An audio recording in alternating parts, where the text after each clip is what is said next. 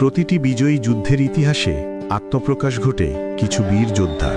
২৪-এর fascist Hasina পতন আন্দোলনের মাধ্যমে বাংলাদেশের রাজনীতিতে এমনই এক বীরের আত্মপ্রকাশ ঘটেছে।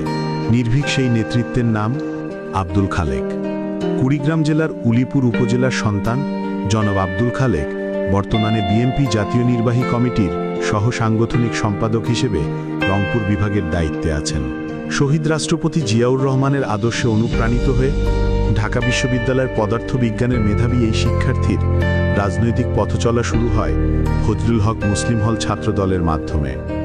৯০-এর স্বৈরাচার পতন আন্দোলনে অনন্য ভূমিকা পালনের জন্য বিএনপি চেয়ারপারসন দেশনেত্রী বেগম খালেদা জিয়া জনাব আব্দুল খালেককে ঢাকা বিশ্ববিদ্যালয় ফজলুল হক মুসলিম হল ছাত্রদলের সভাপতির দায়িত্ব প্রদান করেন। পরবর্তীতে ছাত্রদল কেন্দ্রীয় সংসদের ক্রিয়া সম্পাদক, সহসভাপতি, সিনিয়র সহসভাপতি এবং ভারপ্রাপ্ত সভাপতির দায়িত্ব পালন করেন তিনি।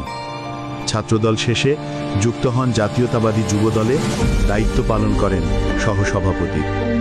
বিএনপির সহ সাংগঠনিক সম্পাদক হিসেবে রংপুর বিভাগকে সাংগঠনিকভাবে শক্তিশালী করার জন্য বিএনপি চেয়ারপারসন দেশনেত্রী বেগম খালেদা জিয়া ও বিএনপি ভারপ্রাপ্ত চেয়ারম্যান জনাব তারেক রহমানের নির্দেশে রংপুর বিভাগের উত্তরের জেলা পঞ্চগড়ের তেঁতুলিয়া থেকে দক্ষিণের জেলা গাইবান্ধার ফুলছড়ি পর্যন্ত ছুটে চলেন বিরামহীনভাবে।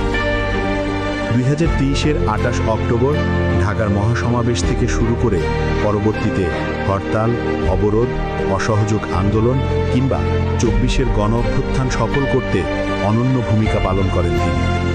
দীর্ঘ রাজনৈতিক জীবনে হামলা মামলার অংশ হিসেবে সর্বশেষ কারাবন্দী হয়েছিলেন ৭ই ডিসেম্বর ২০২২ সালে বিএনপি নয়াপল্টন কার্যালয় থেকে। কারাবন্দী ছিলেন ৪৫ দিন। জনাব আব্দুল খালেক বিএনপির ভারপ্রাপ্ত চেয়ারম্যান জনাব তারেক রহমানের বার্তা নিয়ে উলিপুরের মানুষের মাঝে বিএনপির রাষ্ট্র সংস্কারের ৩১ দফার লিফলেট নিয়ে এসেছেন। দেশের গণতন্ত্রের পক্ষে লড়াইয়ের অংশ হিসেবে আগামী জাতীয় সংসদ নির্বাচনে ২৭ কুড়িগ্রাম ৩ উলিপুর আসন থেকে ধানের শীষের মনোনয়ন প্রত্যাশী উলিপুরের এই গর্বিত সন্তান জনাব আব্দুল খালেক।